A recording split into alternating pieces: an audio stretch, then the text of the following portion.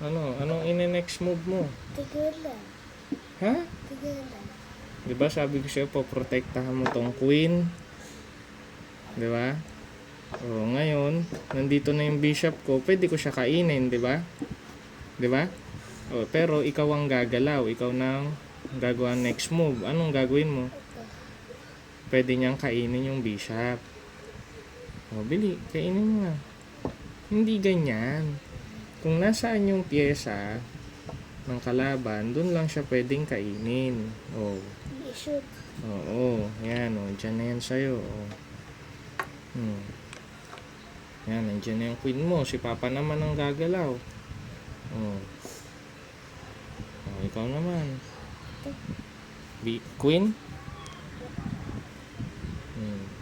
Pwede yan dyan. Pwede rin yung queen dito. Pwede rin dito. Pwede rin kainin to. Kaya lang, pag kinain mo to, kakainin ka ng bishop. Bakit? Paano nangyaring kakainin ka ng pawn? Dalawa? Hindi. Oh, si Papa muna. Papa muna ulit gagalaw. Oh, yan. Anong igagalaw mong next move? Diyan ulit. Sige. Papa naman. Dito.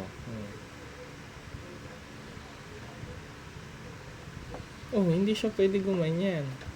'Di ba? Ang pawn dito lang siya. Pupunta lang siya dito pag may kakainin. Kagaya nito. Yung pawn mo, andito to. Pwede mo siyang kainin. Alam, i-shoot. Oh, isod na. Oh, ang problema, may pawn din si Papa. Pwede ko rin kainin to, 'di ba? Kasi nasa same color. 'Di ba? Oh, ayan oh, kakainin ko. Pag hindi same color.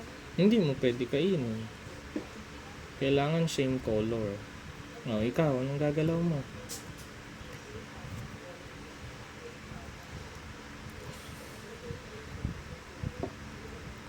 Diyan ang queen. Gagalaw si Papa ng horse. Galing siya sa G, pupunta siya E7. Galing siyang G8, punta siya ng E7. Oh, ikaw. Hindi pa bumalik dito. Sino? Yung queen? Pwede. Oh, saan galing ang queen? F5. Pupunta siya ng E4. E4. Oo. Yan. Oh. Tapos, si Papa naman. Yung pawn ko galing ng A6, pupunta ng A5. Oh, ikaw. Anong next move mo? Hindi yan pwede mag-slant. Nasaan yung... kasi wala siyang kakainin dito. Wala siyang same color na kakainin. Itong bishop mo, tingnan mo saan nakatutok. Oh, pwede mo siyang kainin. Sige na. Kainin mo. Galing siya ng dito, papunta ng A5.